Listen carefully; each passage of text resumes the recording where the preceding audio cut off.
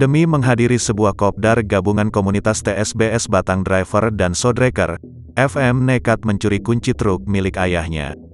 Remaja yang baru berusia 15 tahun itu mengemudikan truknya dari Demak hingga Kabupaten Batang bersama dua temannya. Insiden truk oleng gagal pun bermula usai acara.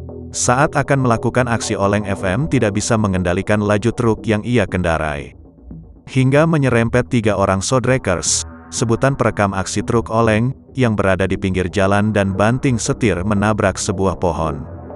Akibat kejadian ini, 3 orang luka-luka dan mengalami patah tulang yang saat ini sedang menjalani perawatan di rumah sakit. Sang ayah, Indra Setianto, tidak menyangka jika FM bisa senekat itu mencuri kunci truk yang biasa dia pakai untuk mengangkut pasir dan batu.